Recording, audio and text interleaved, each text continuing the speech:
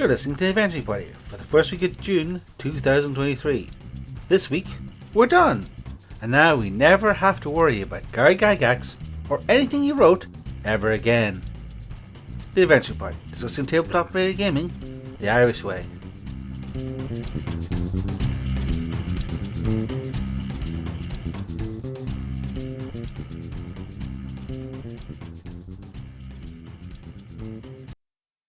Well, that took a while, didn't it?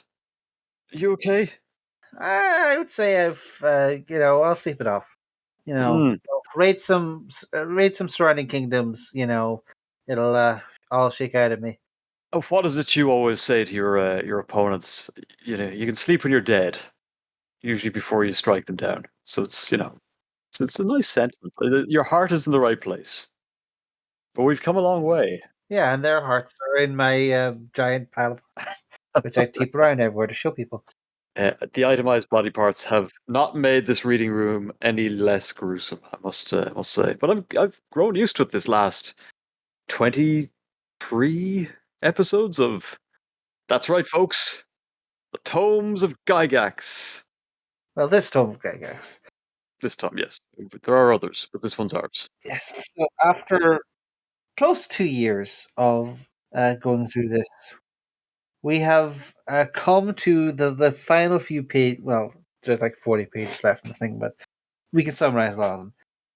There's we're coming to the end of Gary Gygax's original 1979, I believe, Dungeon Master's Guide, written by the man himself back in the day.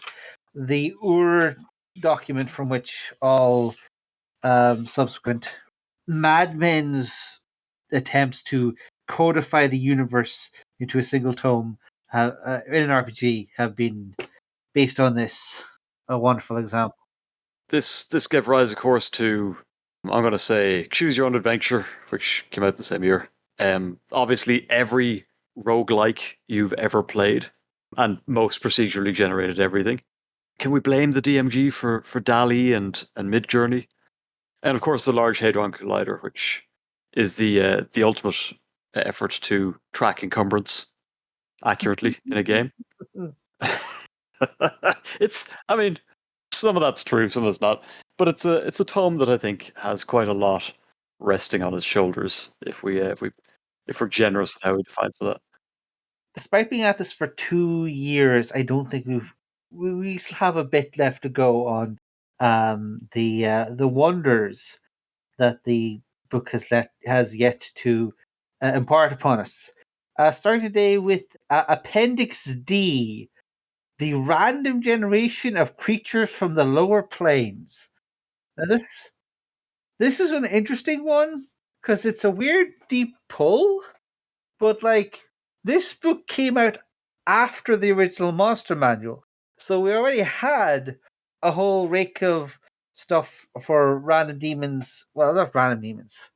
Some of them are pretty random. Yeah, okay, that's fair. And I suspect now we know why.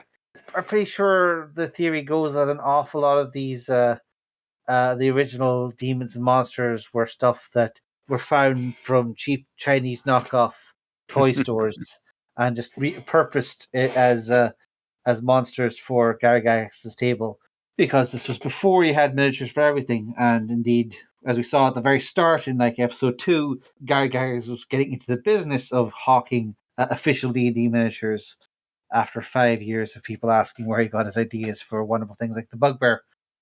He was going to sell you inspiration in a can, or at that point, probably a baggie with a label stuck to it.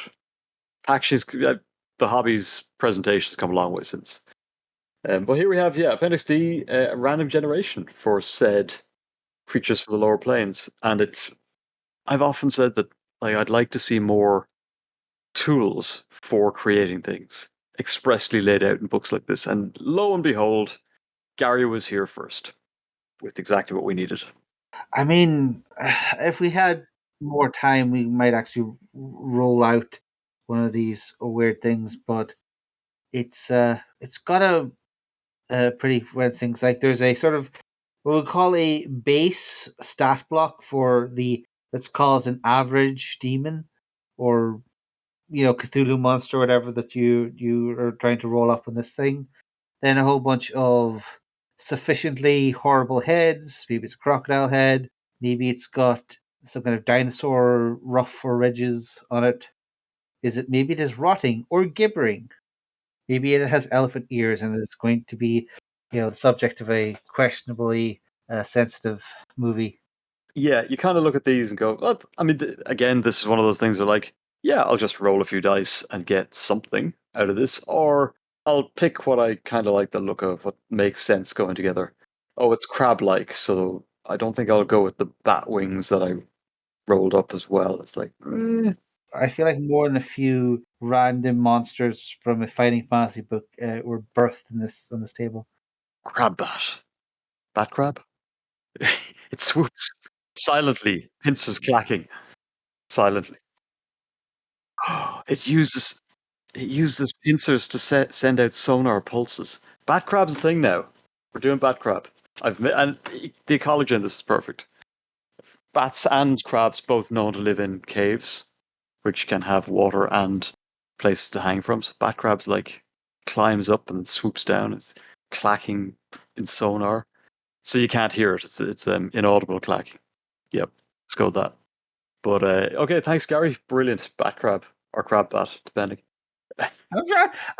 See, you're not thinking enough like Gary Gygax. If Gary Gygax was here, he was coming up with Bat Crab. He would have Bat Crab and Crab Bat be two separate sections in the monster manual. Those completely different ecologies. Yeah, and then write an adventure called War in the Under Cave between the bat crab people and the crab bat people, which our players stumble into the middle of. Right. We should keep moving. Yeah. Okay, what do you want to say about this whole generation thing that we have here? Um, um, well, I doubt it's balanced for one thing, but then again, what has been? Although I suppose that is one of the advantage of the horrendously complicated XP system that we saw at the end of the combat chapter, where you can count up the number of hit dice it has, randomly generated, plus a bonus for the number of actual hit points it has, and therefore get your XP total for any monster. And I think there's I don't want to go through to the book to get that, but rest assured, you will probably get a proper amount of XP for killing whatever comes out of this table, thanks to the systems in this book, assuming any of you survive, because Yeah, if you look at the special attacks. see, like D3 special attacks, so you get stuff like drain levels. Yeah. Summoner Gate. Missile discharge. Well, I mean, gaseous discharge is one as well, which fnar. You should probably see someone about that. Missile discharge. Does Crabbat now have these kind of polyp or no barnacle pods on its back that launch? Pretty sure I fought that boss in like Star Fox 64. It's called Lilac Wars over here for some reason. Yeah, so you could. I like this. I like this. I know it's not balanced, and it's kind of crazy, and you get Crabbat out of it, or mink shark or something. But this is mink shark would be pretty good actually. Never. Okay, stop. Got to stop myself. But this is kind of playing with the toys in the toy box, just jamming them together and then throwing it on the table and going, right, kill it before it kills you. Which is cool. That's a good appendix. That's appendix D. There should be more appendix Ds in, especially anything where, if you don't have a monsters manual, don't write a monsters manual. Most of them in there are rubbish, and the better ones will be written anyways. Write these generation tables for crazy ass monsters. Or you could tailor them a bit more for less crazy ass monsters. Yeah, like these. These are good. Yeah, well, that's the thing about these kinds of things is that Gygax, in his playful youth, as we'll call it, was very much about the infinite possibilities of the lower planes, and you might even call some of these or less how to guides and more inspiration tables to make up your own demons. But it's again sort of the play between we live in the, let's call it, the post continuity world of D&D, where there's been 5 editions. Each one has restated and recontextualized the official canon list of demons and Yugoloths and whatnot over and over, and many's a supplement. Whereas this is in the era. This table is from the early days where inspiration was more valued than the official listings of how many Type 4 demons Demogorgon has in his back pocket, or which of the 5 types of Ice Devil worshipped by Asmodeus or whatever. Do you think if we took this and went back to the original Monsters manual, we could start to pick out the ones that were sort of rolled? Or is Mm, this something he didn't necessarily use for that content, but this stands its own? Do you think there's any in there? Chain Devil's pretty weird. possibly. The Chain Devils are a little weird, although I don't think there's any covered in And a chain Zorn. Look at monsters. his look at a Zorn. That like no one took a pencil rubbing of something off a temple wall in some mythology on planet Earth and went, yeah, those are definitely things that exist. That's complete. Like that thing's been rolled up. It's got what, like 3 arms on top and 3 legs on the bottom, one mouth, and yeah, Zorn's a And an eye on nuts. each side, yeah. Although I think that's one of the ones that might have been a Ultraman monster that was, Oh, of course, yeah, the plastic right. toys. Of course. Okay. Folks, if you would like us to start playing around with this table and see if we can reconstruct the monster manual from scratch using it, let us know in the Discord. Yeah, join our Discord. Check the various links in the doobly doo. Speaking of recreating the monster manual, we have what is here is what I would call a very useful for a GM in the middle of a session thing, as opposed to something for prep, which is a breakdown of all the stuff in the monster manual by hit dice and power level, and with a quick summary of their intelligence and their special abilities. Not the full rules for them, of course, but basically just a very short summary of the monster manual for looking stuff up. Yeah, it's pretty wonderful. Yeah, so you have to turn the book sideways, but that's fine because every single monster is like on a single line, pretty much, which is also cool. Yeah, and well, first off, it massively cuts into the page count that we have to deal with here, which is very useful for Yes, us. results. But also it is one of those things which is, and maybe one of the few things other than the entire combat system that you would be looking up in this book actually during play is the list of the hard stats for a monster, is just to have it right there at your fingertips rather than be juking and diving between the monster manual and the DMG as you need. Yeah, that's another good GM aid, as you say. It does strike me though. Okay, this is a very simplified version of the monster manual. A line for Sorry, I just realized there is actually a THACO score here. to hit AC 0 for those of you who are playing along post being born post 2000. So Thaco was the whole thing. I thought THACO didn't come around to like second ed, so to see it here in the back of the DMG is actually kind of a surprise to me. But after that, genuinely useful and helpful to see section of the book, we now come to yet another one of Gary Gygax's very odd asides, where there's like a half page dedicated to various ways of gambling, including, and this is the most weird one, how to play slot machines in D&D. Appendix F, gambling. And what? What? What? Oh, Gary. That was a very useful section. Oh god, there's a listing of which roll your dice to do your slot machine, and it actually tells you which dice numbers are which slot machine fruits. Why is this here? What is going on? So obviously, at some point, he had a tavern in a campaign, and the players were like, "We want to play the slots," and Gary's like, "What? That's not." Well, They've got that big mechanical crab. They must have enough machinery and knowledge of gearing things to make slot machines. We want to play medieval Ren Fair slot machines now, Gary. And he just went, "Fine. I'm going to make sure you lose all your money." I completely believe that. The main thing is, I also also really curious as to why he felt it was a vital inclusion to the DMG, as he promised in the first few pages of the book, everything that got into the DMG is vital for his game. Yikes. And he does have the proper slot machine terms like lemon, orange, bar, bell, plum, cherries. I've no idea why those are the things that are on slot machines. But anyone who's ever played around with one, real or virtual, or whatever, will know that those are the things that are on slot machines, and now they're on D&D slot machines. I must check the App Store. Is there a D&D slot machine app?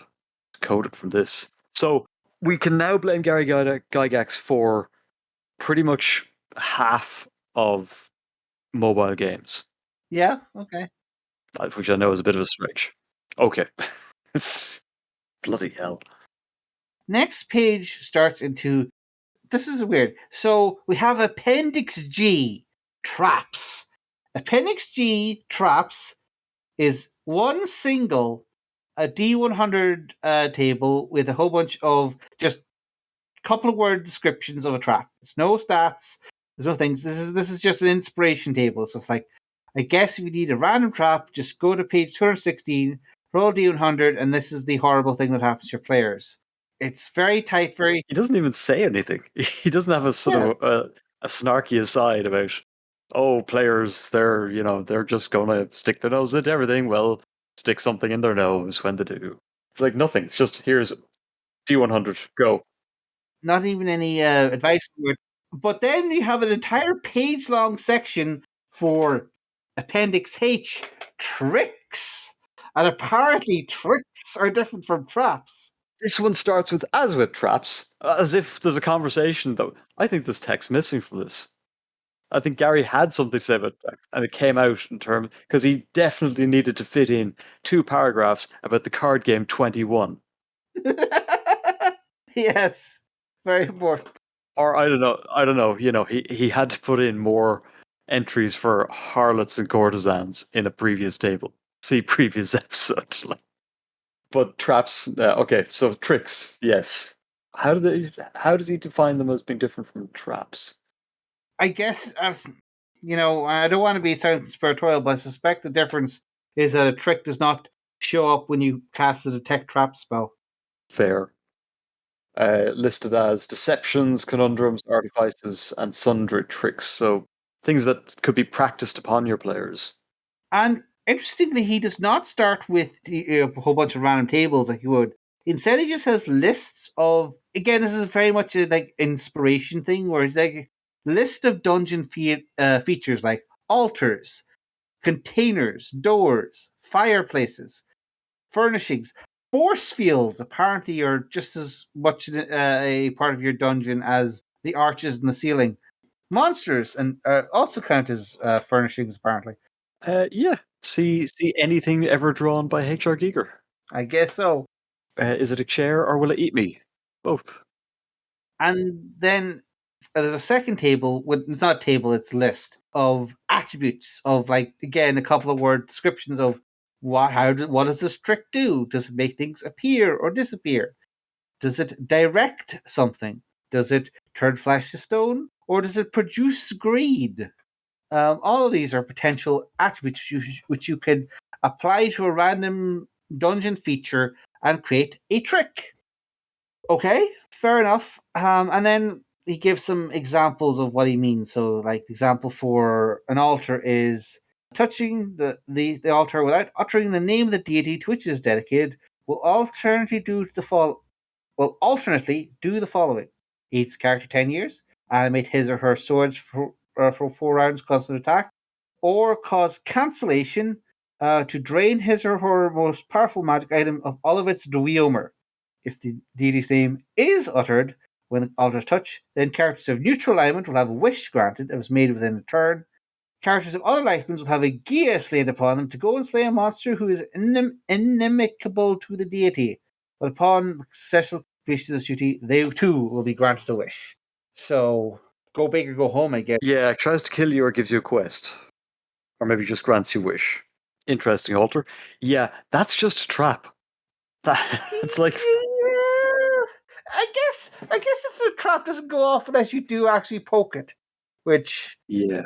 I guess I know that is just a trap. Yeah, This feels like this is the section that Tomb of Horrors was built out of. Because Tomb of Horrors is just a cavalcade of exactly this sort of thing. a little bit. Like as I said, Gary does not like to differentiate between new people who maybe you should go easy on and his 5-year veteran players and know all of his tricks and know how to get around the Tomb of Horrors while dancing. The tone is set by this stuff of go big or go home with your big fancy traps. Gods come down to pronounce judgment. Secret doors are full of basilisks, gargoyles that vomit poison on you, all kinds of stuff. Again, very much the roguelike.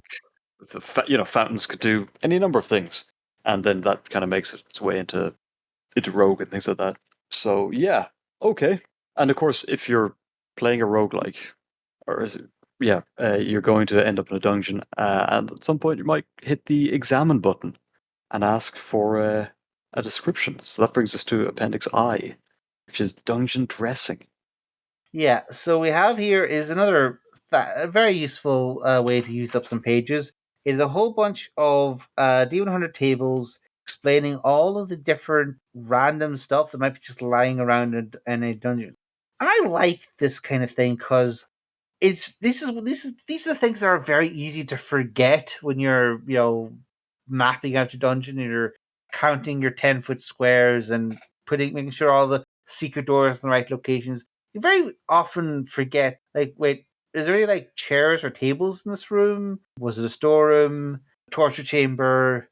Was it a kitchen from which people may be using various condiments and seasonings? Because there's a sub table for condiments and seasonings, which I'm sure is very useful. This obviously this can be applied a little more broadly than just dungeons, but yeah, it's a nice thing to have again as one of those. They asked for a description of the room. Let's see. There's some good stuff here. One thing I do like is that it doesn't just rely on the visual senses. There is also tables for odors and unexplained sounds. Yeah, overall, I'm kind of in favor of all of this. For scene setting, it's great to have. Um, or I mean, you go full rando and roll each room and see what you come up with, and then try and at some point, our weird brains will try and make sense of the idea that there's a mad science lab and a kitchen, and then two different dormitory rooms. And we're like, okay, what's going on in this place? What are they doing? How does this work? Because that's just what we do. But yeah, it's kind of cool. Condiments and seasonings. Yeah, it's a very short list as it turns out. Herbs is doing a lot of heavy lifting there. Oh, you think that section of herbs is big? Look, turn to page 220 to the entire appendix on various herbs and their uses and or powers. Oh yeah, did we look at something like this before? This is ringing a bell. Previously, it was the in the treasure section. There was a section on what various gemstones That's and right. Yeah. various types of dressing stone, what powers those had.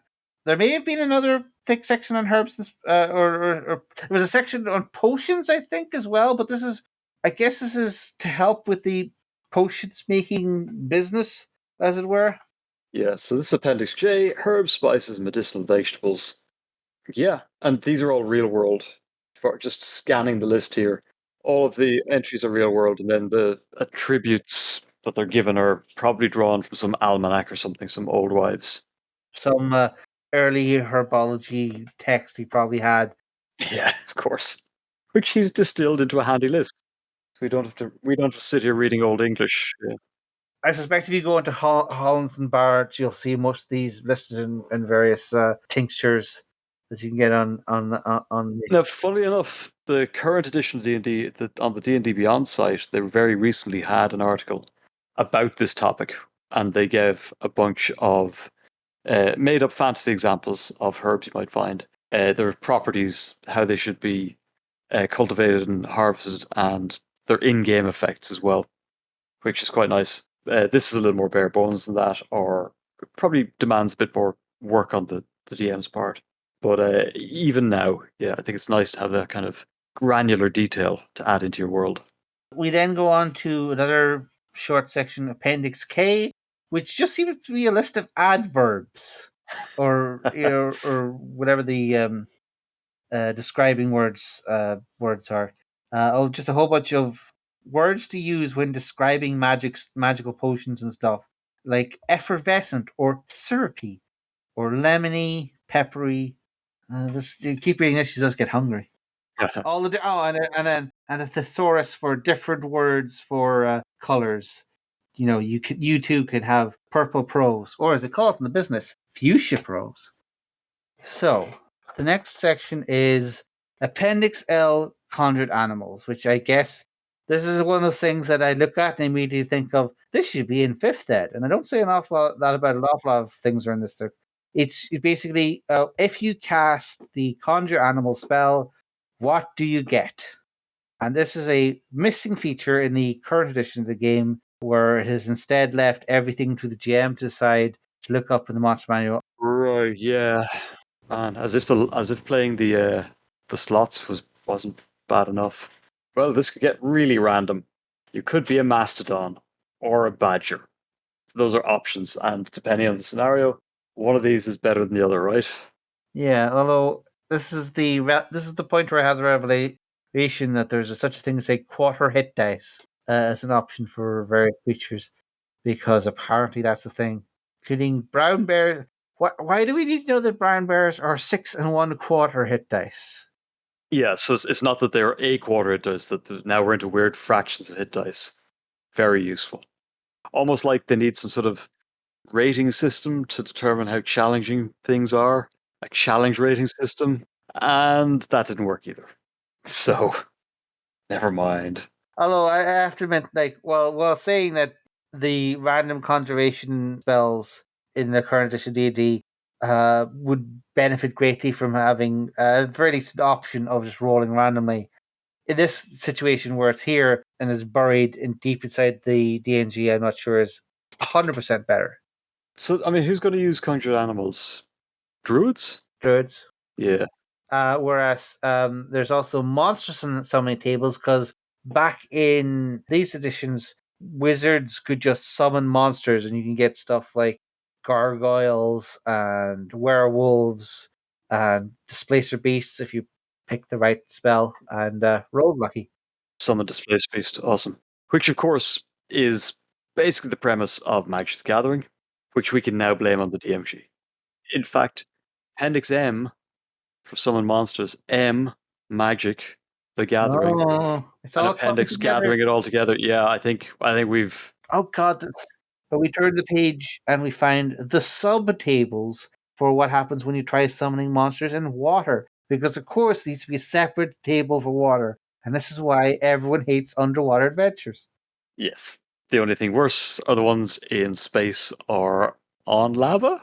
Yeah, but the water one's okay. But it would be a bit embarrassing to summon a dire badger and for it to just start drowning. Yeah. What's the underwater equivalent of dire badger? Probably like a moray eel or something. I mean you can check your where's giant badger? I'm sure giant badger is somewhere in yeah, giant badger. Oh wait, sorry, I forgot. Summon monster and conjure animal use completely different mechanics, so you can't compare them. God damn it! And some of these, of course, are intelligent monsters. A lot of them, in fact. If you have a high enough monster summoning spell, you can summon a Morkoth, which I'm pretty sure is like a minor Cthulhu deity that keeps mortals as collections in his giant piles of treasure. Yeah. Or a werewolf or a lycanthrope, which, presuming on the time of the month, could just be a dude who's then going to be very confused. Yeah. What have you summoned? I think a Gary, apparently. Uh, I usually wake up in different places with blood in my mouth. This is different. I want to go home now.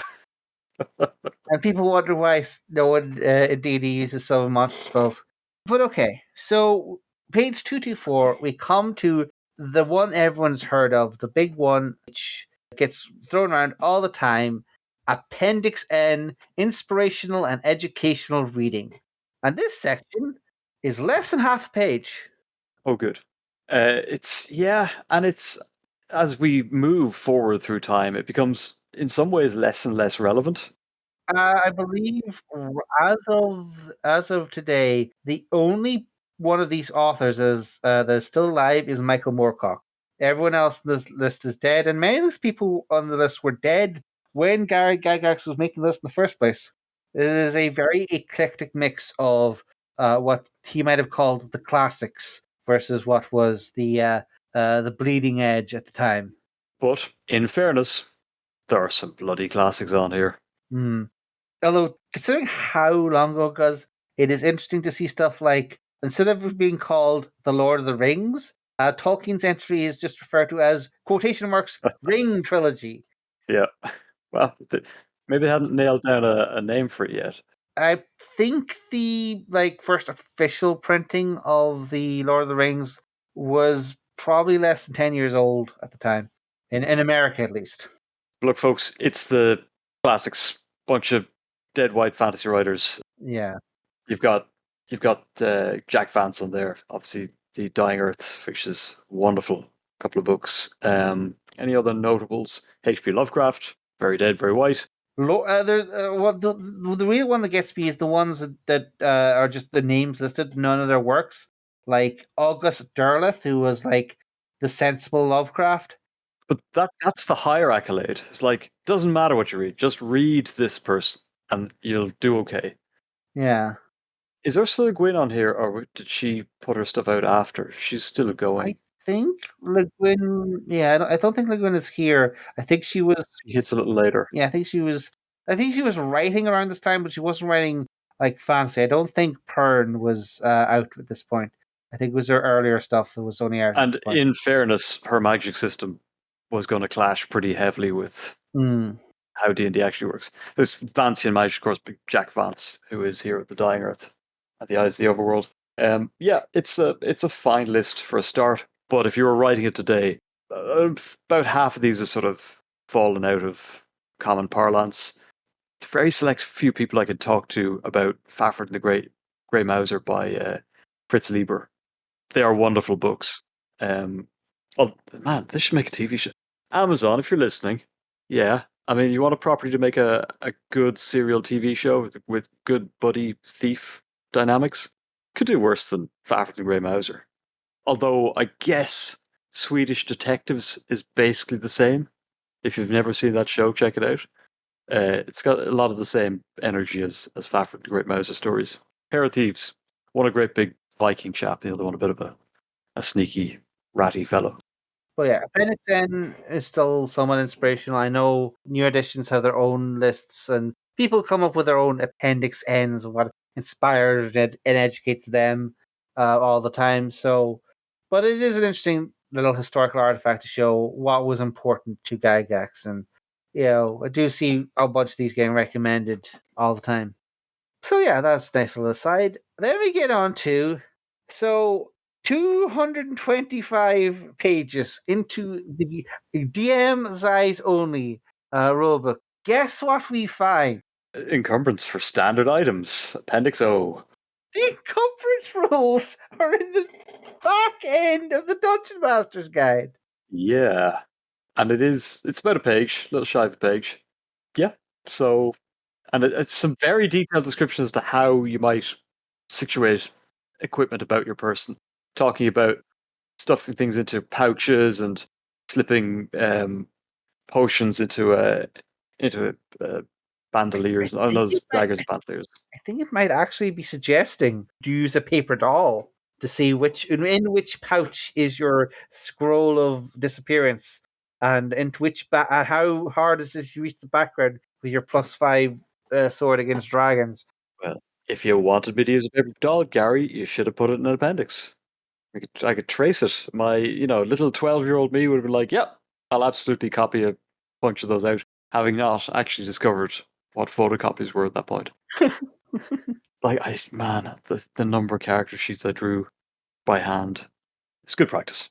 Yes. So it encumbers rules, and it's kind of regular stuff, which I guess. I mean, how much does magic weigh? An enchanted staff and non-enchanted staff probably weigh about the same, right? Yeah, But well, apart from the gemstones and things, obviously. I guess the thing is like this is what you would expect to see in the equipment section. And unfortunately, not having PHP to hand, I'm not sure if it actually does. This is just a repeat for convenience sake. True. Now, there is an important point he makes here, though. Like, if we look at the table, we see things like oh, wait, hold on. The encumbrance here is listed in not any unit of weight, but in gold pieces. Hmm. Do we want to talk about why? Well, because you can calculate the number of gold pieces your character can carry based on your strength score, and possibly your height is also a modifier to it. I don't remember in this edition. And then from that, you can calculate, how many gold is XP. So how many XP points can you drag out of the dungeon? And from that, therefore, it becomes more convenient to express weight and encumbrance as a gold piece tally rather than as rather than just go back to pounds and ounces and such. I know, but it's classic Gary contradicts himself, where you get to the actual explanation and it has a paragraph that says, many people look at the table and say, but a scroll doesn't weigh 2 pounds. Well, no, it doesn't. It's not listed as 2 pounds here on the table either. Thanks, Gary. The encumbrance figure should not be taken as the weight of the object. It is the combined weight and relative bulkiness of the item. These factors together will determine how much a figure can carry. I can't hold all these scrolls. I got too many scrolls. Yeah. All I do with them. So that's that. It is. It raises more questions than it answers. It's, as you say, dropped in very late in the day, but presumably being so close to the back of the book, it's quite easy to find, Yeah. if not use. Yeah. After that, we have one last section, and this is an interesting one. Appendix P: creating a party on the spur of the moment. I noted this. I went through this whole section a while back. And when we were recording this the last time, we didn't get as far as this, but Appendix P shook me. Can we say it's possibly the most important appendix in the history of Appendix Optimus? Optimus? Appendix? Yeah.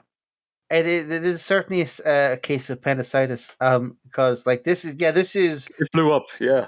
here. Roll up your entire party, including magic items. I have to wonder: is this like the TPK, forgiveness table for randomly generating people to come drag your bodies out of the dungeon? Was that what inspired this edition?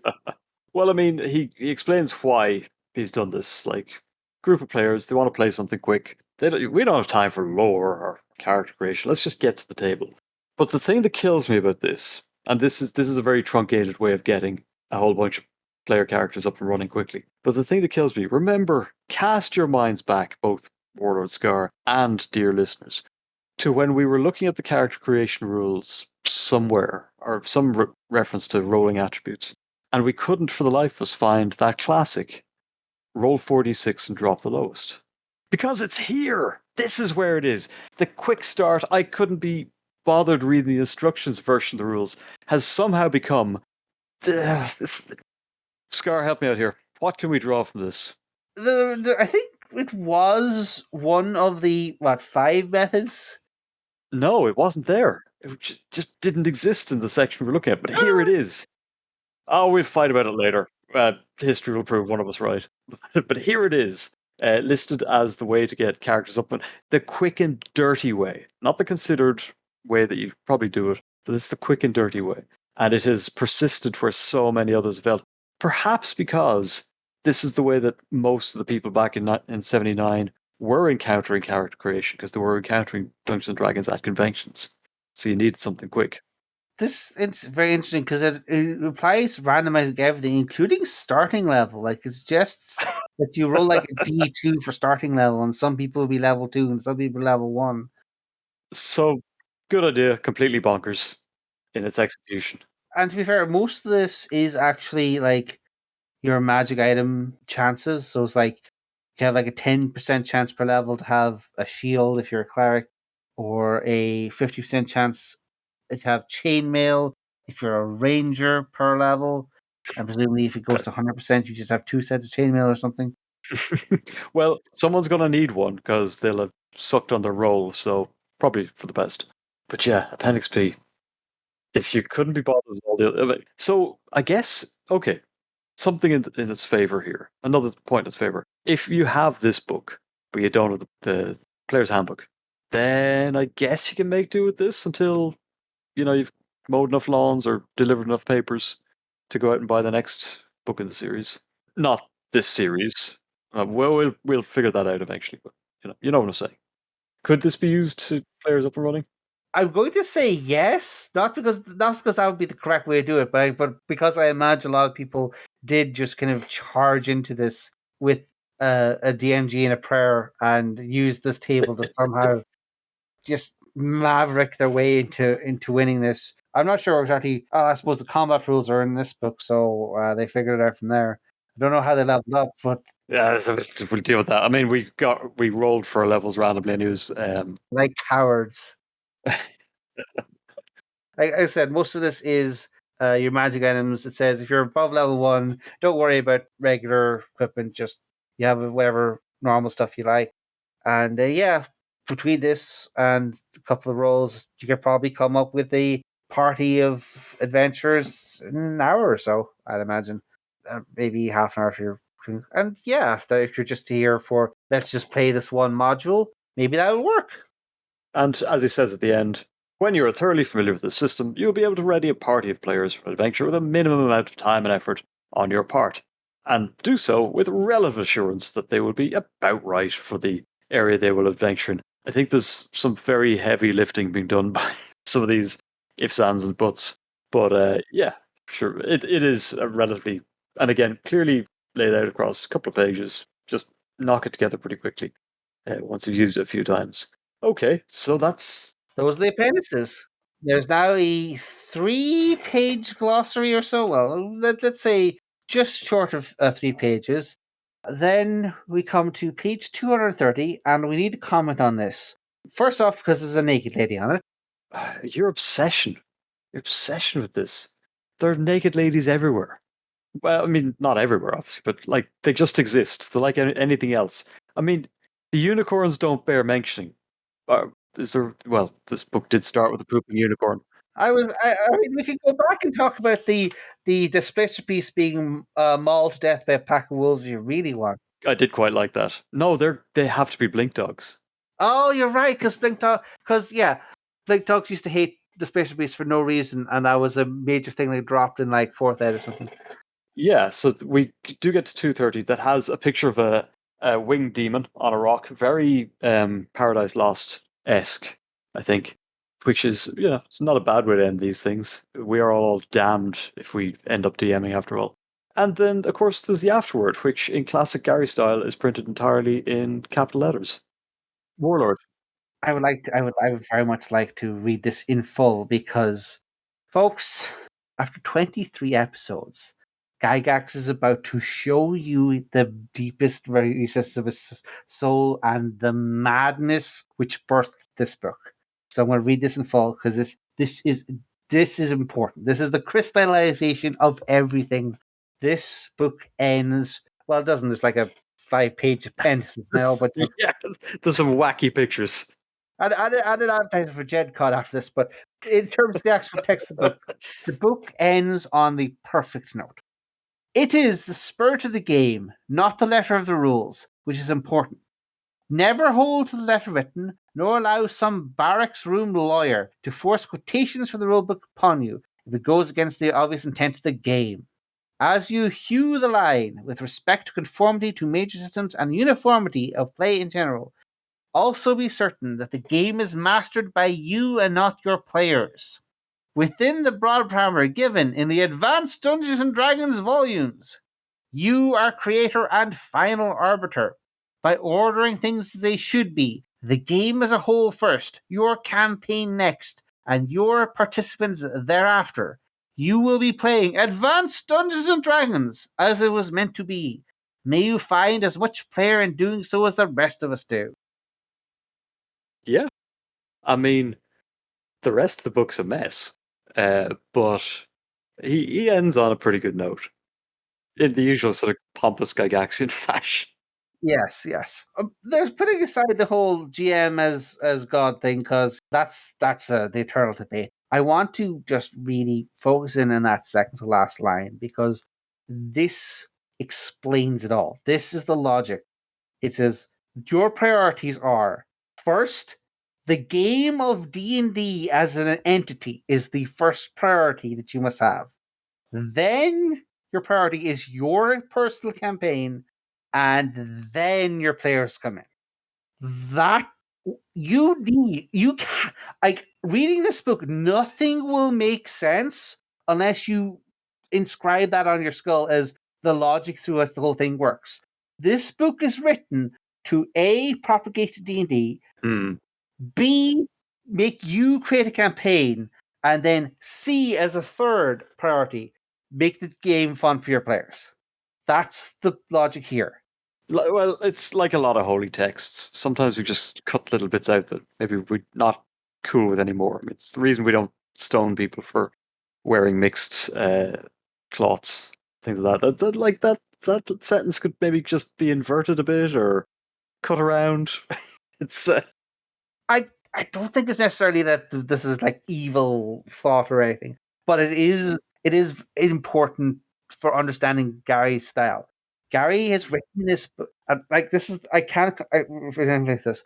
Gary has written this book for the benefit of a perfect copy of Gary Gygax, someone who has the same insane gaming schedule that Gary Gygax had when he was writing this.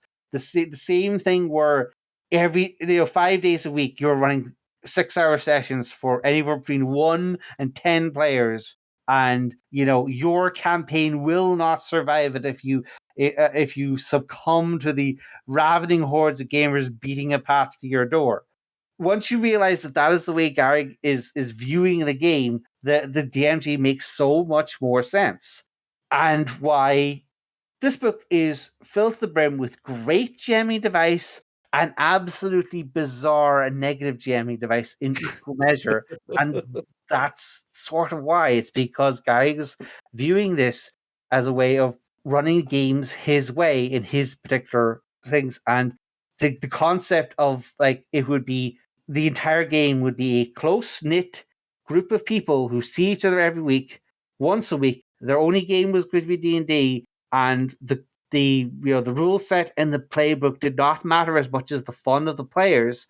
It simply didn't occur to him because he didn't game in that environment. it is interesting to sort of view it, to put it in its time and place, as you say. Gary Gygax wrote the DMG as a love letter to Dungeons and Dragons, but more importantly to Gary Gygax in many respects. Mm-hmm. I have to agree. I don't think I've got anything to really add to that. I mean, we're done. We've done it now. It's done. That's the Yeah. afterword. There isn't Uh, anything after the afterword. yeah, there's the glossary, which is probably actually fairly good as glossary go, and has some additional pieces of art, including apparently one of your classic madcap schemes to defeat a giant cartoon snake with like a fork. That has worked for me a couple of times. There's a few of these sprinkled throughout the index, and lastly, but very much not lastly. There's nothing lastly in this book. Oh wait, what's this? Page 237. There's more. There's a whole bunch of. Okay, let's see which tables he decided to move to the back. There's the NPC. Yeah, this is the NPC generation table. So the one where we rolled it to come up with that Hold crazy on. murder But halfling. no, yeah, but we've done Snake with Stick, Little Wizard, classic TSR wizard, Gygax. Wait, is this tipped in? What do you have a Gygax memorial ad in the back of yours? I do not. My has an ad for Gen Con. Right. Oh, okay. So they replaced it in the digital edition with an ad for the Gygax memorial, which you can find out more about somewhere else. I'm not going to read it. And then, do you have pages that are the non-player characters, traits tables? Yeah, I have like the non-player character tables. So all generating personalities, heights. In your printed copy, Yes, your original printed DMG. But we just read the afterword, the thing that's at the end of the book. And yes. then Gary decides to throw another 3 or 4 pages of the tables at. And an advertisement for the entire Advanced Uh, Dungeons and Dragons game family. fine. I mean, yeah, this is a real hodgepodge. Yeah. Loyalty, obedience, morale check table. Oh, okay. I what this this is the perfect way to end this book. Not with an afterword, not with an index, but no, with one more scattergun of random sort of lookup tables and rules. Oh man, you did mention that this entire manuscript had sort of been thrown at an editor. Yeah. Out of a cannon. Yeah, quite possibly. Sort of, they decided to leave a little of the disorganized kind of madness as evidence of what they'd been asked to wrangle. But yeah, okay. These are just random tables, random language determination table, encounter reactions, the height and weight tables from males, females. I There was literally nowhere else to put this stuff. Well, no, these are reprints of stuff that was earlier on in the NPC section, Okay, and one of the three hireling systems, I think. yes. And so okay, I need a drink. Advance of the Dragons was like 2 years old at this point because the Monster Manual and PHP had been out for a while. I'm just looking at the advertisement I have in the back where it says at this point either imminently or already published was PHP Monster Manual, The World of Greyhawk, which was Gary Gygax's own setting, DM screen, several different ways of record. Wow, okay, so there's like character record sheets, the permanent character folder, adventure record sheets, and non-player character record sheets. So apparently these were vital. We need some merch to sell them, but no one's invented WizKids yet. So sell them more forms to fill out. I guess. Also, apparently the Rogues Gallery was out. So, apparently that had already got to the point where he'd stolen all the ideas for his friends' characters from his first campaign and given out the stats for them in the Rogues Gallery book. And of course, some of the classic modules out. Tomb of Horrors, White Plume Mountain by the poor editor of this book. The famous Village of Hamlet, which was for many a game was the starter of their AD&D adventures. C1, the Hidden Shrine of Tamoa-chan, which I believe was reprinted from a tournament module, and Gygax's own classic, the Giant Trilogy and the Drow Trilogy of adventures. So this is the sort of the first adventure path, as it were. Right. Although these are very high level, I think they're like level 7 at least, probably more like level 10 scenarios, which was, as we've seen by the various ways your character can die of organs falling off, not an easy thing to get to in this game. Unless you, of course, use the Appendix P to roll up appropriate level characters. Randomly jump to level 11. Yeah. Which is, yeah.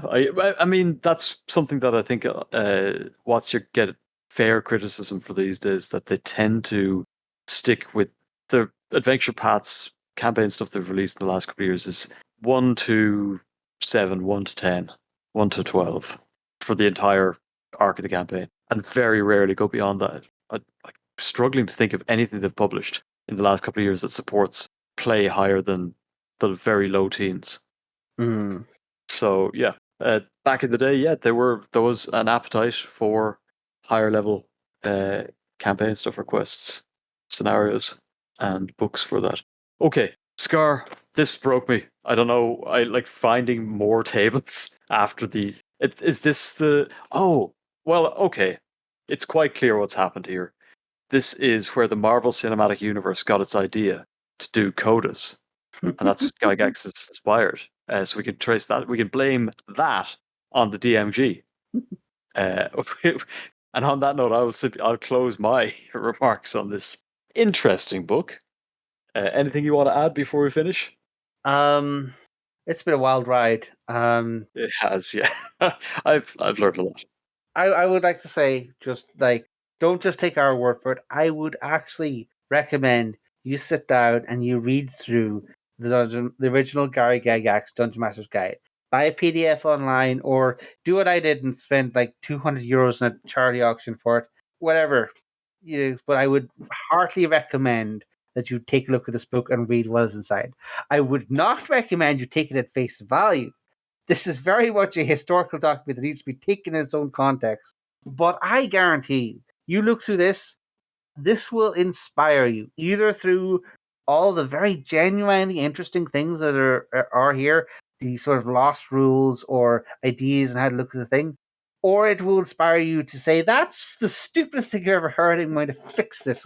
I'll write my own Dungeon Master's Guide with rolls dice, blackjack, and rolls dice." Anyway, Tables are provided in this book to roll on whatever form of gambling and um, city ruffians you want to base yours was on.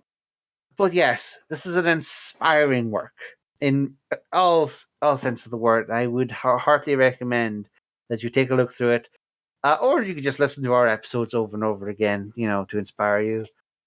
But after nearly 2 years, I think our journey has come to an end.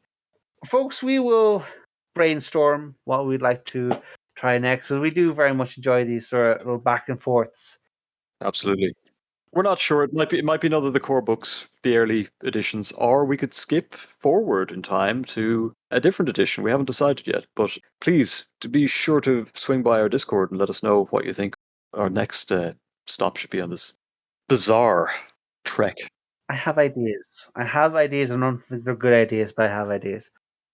If you would like to see Monster Manual After Dark beer review edition, please let us know in our Discord. Oh, wait. This is the first I'm hearing of this. What's going on? Okay, I think we have to leave it there. Thank you very much, Warlord Scarr, for having me over to your lounge and body display room. It's been lovely. It has been lovely. However, we now need to get rid of the evidence and burn our bridges, burn our warships, and go on a bit of a looting spree. So please grab a broadsword and start pouring pitch everywhere because this Tome of Gygax and this party may finally be over.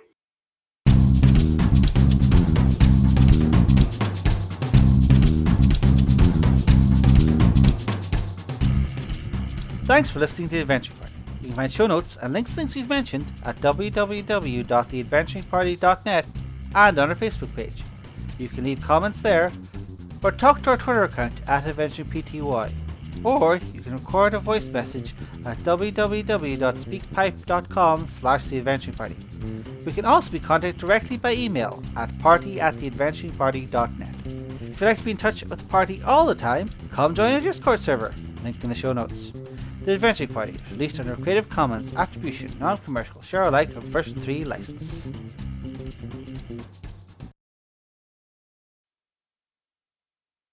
Is that a good enough ending? I think that's excellent. Look at us. We've done it. Eh. And a random number of episodes as well. 23. Someone is dying.